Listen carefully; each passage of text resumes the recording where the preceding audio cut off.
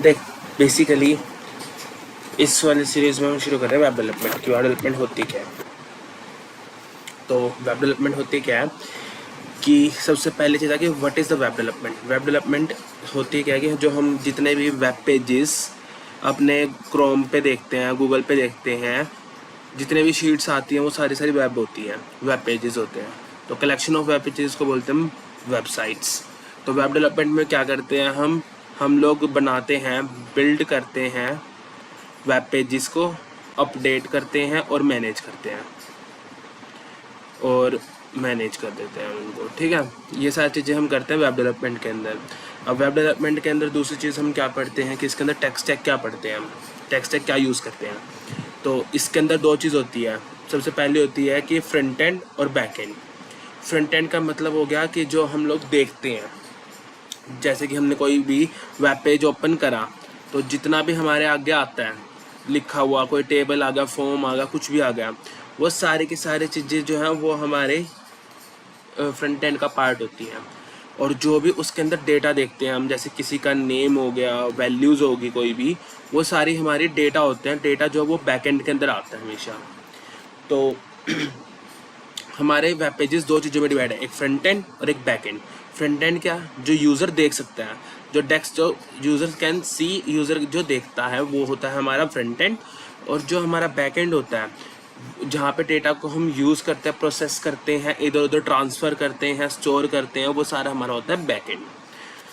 तो इस चीज़ को हम और भी अच्छे से कैसे एक्सप्लेन कर सकते हैं कि जैसे कि हमारी बॉडी है, बॉडी को हम आउटसाइड से देखते हैं तो हमें स्किन दिखती है, हमारे हेयर्स दिखते हैं, तो लिप्स देख रहे हैं, ईयर्स देख रहे हैं, कान देख रहे हैं हम, और आइज़ देख रहे हैं। वो सारी चीज़ें जो वो हमारी एक आउटर स्किन है, तो वो हमारा फ्रंट एंड का पार्ट हो गया। अब हमारा जो जैसे कि ब्रेन काम कर रहा है, लंग्स काम कर रहे हैं, हार्ट काम कर रहा है, मसल्स काम कर रहे हैं, वो सारी की सारी चीज़ें हमारी बैक एंड होगी, जिसके कारण हम मूवमेंट्स कर पा रहे हैं। तो ये दो चीज़ें होगी जिसको हम अपनी बॉडी से रिलेट करके चल सकते हैं कि हमें अपने अगर बॉडी चलानी है तो हमें बैक एंड का ज़रूरत पड़ेगा, मसल्स, हार्ट और ब्रेन की। और हमारी बॉडी चले, लोगों को दिखे, उस चीज़ के लिए हमें, लोग हमें देखें, सुंदर लगेंगे, कपड़े पहन रखे सुंदर लग रहे हैं तो हमसे बात करेंगे, तो उस चीज़ के लिए हमें फ्रंट एंड चाहिए होता है। तो फ्रंट एंड को बनाने के लिए सबसे बेसिक टेक्नोलॉजीज़ जो होती हैं वो होती है सबसे पहले HTML। HTML सबसे हमारी बेसिक होती है, जो कि जैसे हमारी बॉडी के अंदर बोन्स होती है, ऐसे ही HTML जो होती है बोन होती है हमारी वेब पेजेस की। जो भी स्ट्रक्चर हम बिल्ड करते हैं, बेसिक स्ट्रक्चर जो भी हमारे वेब डेवलपमेंट में हम यूज़ करते हैं, वो HTML की मदद से ही बनता है। तो इसके अंदर सबसे पहली चीज़ क्या आती है कि HTML की फुल फॉर्म क्या है। HTML की फुल फॉर्म होती है हाइपर टेक्स्ट मार्कअप लैंग्वेज। इसका बेसिकली बस यही मतलब होता है कि HTML जो होते हैं वो हम अपने वेब पेजेस के अंदर उसके बोन स्ट्रक्चर या फिर एक बेसिक स्ट्रक्चर को बनाने के लिए यूज़ करते हैं। उसके बाद हमारी नेक्स्ट चीज़ आती है इसी के अंदर टेक्नोलॉजी में CSS। CSS को बोलते हैं हम कास्केडिंग स्टाइल शीट। कास्ट का मतलब वो ऑनलाइन देख लेना। CSS की फुल फॉर्म क्या होती है, कास्केडिंग स्टाइल शीट, जिसके अंदर हम क्या करते हैं, हम बेसिकली अपनी ब्यूटिफिकेशन करते हैं अपने वेब पेजेस को, जैसे कि उसको कलर देना, ठीक है, और कहीं पे बैकग्राउंड डाल देना, किसी की शेप चेंज करना, किसी में कोई ट्रांजिशन डाल देना, ये सारी चीज़ें जो है वो हम CSS के अंदर करते हैं। उसके बाद हमारी लास्ट चीज़ आ गई जावास्क्रिप्ट। जावास्क्रिप्ट क्या करते हैं, वो फंक्शनैलिटी डाल देती है, जैसे कि हम कोई बटन पे क्लिक करते हैं, जैसे मान लीजिए बटन हो गया, उस पर मैंने कोई क्लिक करा और कोई एक्शन परफॉर्म होता है, कोई डेटा चला जाता है, कोई डेटा आता है, कोई चीज़ ऊपर होती है, कोई चीज़ नीचे हो जाती है, कोई चीज़ चेंज होती है, वो सारी फंक्शनैलिटीज़ जो वो जावास्क्रिप्ट की मदद से आती है। तो इन सब चीज़ों को हम कैसे मिक्स करते हैं कि HTML क्या, वो बोन्स है हमारी, CSS जो है वो हमारी स्किन है, और जावास्क्रिप्ट जो है वो हमारा एक्शन कराने के लिए, जैसे कि हमारी मसल्स वगैरह। तो इन सब चीज़ों को मिला के हमारे वेब फ्रंट बनता है, वेब डेवलपमेंट का फ्रंट एंड। अब इसी के साथ साथ फ्रंट एंड की टेक्नोलॉजीज तो ये होगी। अब नेक्स्ट है हमारी बैक एंड। बैक एंड में ज़्यादातर मोस्ट पॉपुलर जो लैंग्वेजेस है वो तीन हैं, PHP, जावास्क्रिप्ट और पाइथन। PHP जो है वो 90s के अंदर और अर्ली 2000s में बहुत ज़्यादा फेमस थी। ये जो है सबसे ज़्यादा सपोर्टिव और सबसे ज़्यादा स्टेबल उस टाइम पे लैंग्वेज थी PHP। लेकिन PHP का डिफ़ॉल्ट क्या है कि ये ना कोई भी जैसे कोई बहुत बड़ी वेबसाइट बना दी जहाँ पे मान लो एक बारी में मिलियंस ऑफ यूज़र्स आ जाते हैं, तो वो क्रैश होनी शुरू हो जाती है। तो वो क्रैशिंग वाली जो चीज़ थी ना वो ज़्यादातर PHP के साथ होती थी। इसलिए। और अगर तुम्हें इसका फॉर एग्जांपल देखना हो तो जैसे कोई भी रिज़ल्ट आता है, गवर्नमेंट के जितने भी वेबसाइट्स हैं वो PHP में बनी हुई हैं। तो अगर मान लो रिजल्ट आ गया, मान लो CBSE का रिजल्ट आता है, हम वेबसाइट के ऊपर जाते हैं, ओपन करते हैं उसको, हम जैसे ओपन करते हैं तो हमारे वेबसाइट्स क्रैश होने लग जाते हैं, क्योंकि एक साथ वहाँ पे हज़ारों लाखों लोग एक साथ आ जाते हैं। और वेबसाइट्स जो है थोड़ी स्लो होती है जो हम PHP के साथ बनाते हैं।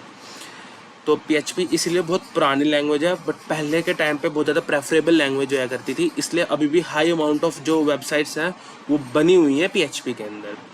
बट अब जो नए टैग आ रहा है तो नया टैग के हिसाब से हम लैंग्वेजेस को चेंज करते हैं ताकि हमारे यूजर्स फास्ट बढ़ जाए। तो अब ज़्यादातर लोग PHP या फिर पाइथन को यूज़ करते हैं as a back end language, ताकि हमारी वेबसाइट जो थोड़ी फास्टर मूव करें। तो PHP हमारी ओल्ड हो गई, अब इसको कोई यूज़ करता नहीं। इसके बाद दो ऑप्शन बचते हैं, PHP और जावास्क्रिप्ट एंड पाइथन।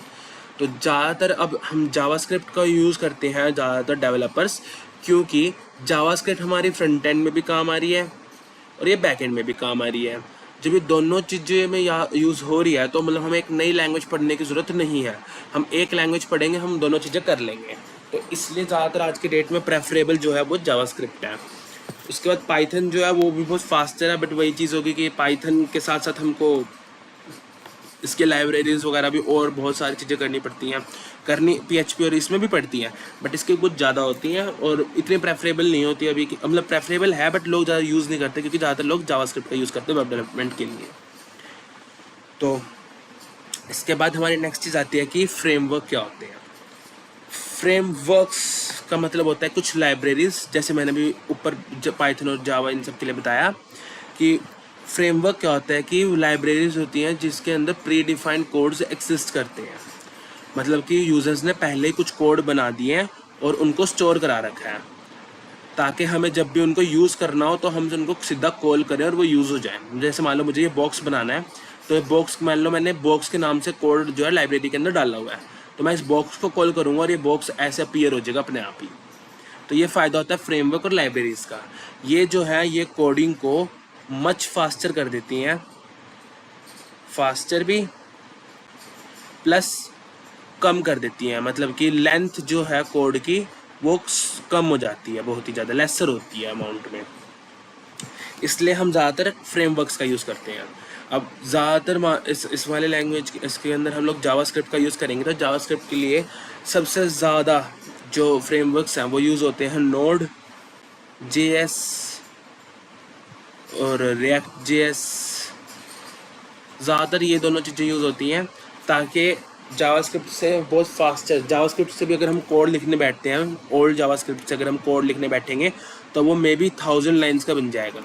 बट अगर हम नोड का और रिएक्ट का यूज़ करते हैं ना, अगर हम फ्रेमवर्क का यूज़ करते हैं, फ्रेमवर्क की मदद से वही 1000 लाइन का कोड हम लोग तकरीबन 250 से 300 लाइनों के अंदर लिख सकते हैं। इतनी सारी लाइनें, इतना सारा कोड हमारा जो है वो बच जाता है फ्रेमवर्क के कारण। और यहाँ पे ऑलरेडी कोड लिखा होता है, एग्जीक्यूटेड होने में वो टाइम भी कम लेता है, टाइम भी लेसर लगता है हमारा फ्रेमवर्क्स को यूज़ करने में। तो इसलिए यहाँ पे जब भी हम वेब डेवलपमेंट पढ़ते हैं तो हम सबसे पहले स्टार्ट करते हैं हमारे बेसिक से, जो कि हो गया HTML, CSS, जावास्क्रिप्ट, ये सारी हमारी बेसिक्स होगी। फिर मीडिएट में आता है, मीडियम में आ गया हमारा जावास्क्रिप्ट अच्छे से एडवांस लेवल तक, ठीक है। और उसके बाद इसमें जितने भी हमारे आगे इसकी jQuery वगैरह होगी, लाइब्रेरीज होगी, वो सारी यूज़ करते हैं हम। अजेक्स हो गया, इन सब का यूज़ करते हैं। और उसके बाद फिर एडवांस लेवल के अंदर हम आके और हायर लेवल के अंदर आके हम लोग यूज़ करते हैं फ्रेमवर्क्स को। हम फ्रेमवर्क्स को लास्ट में इसलिए पढ़ते हैं ताकि हमें अपने कोडिंग का बेसिक सारे कंप्लीट हो जाए और हम बहुत अच्छे से अपना कोड लिख सकें। तो अब अगली वीडियो में मैं इनका एग्जाम्पल और आगे कोडिंग शुरू कराऊँगा।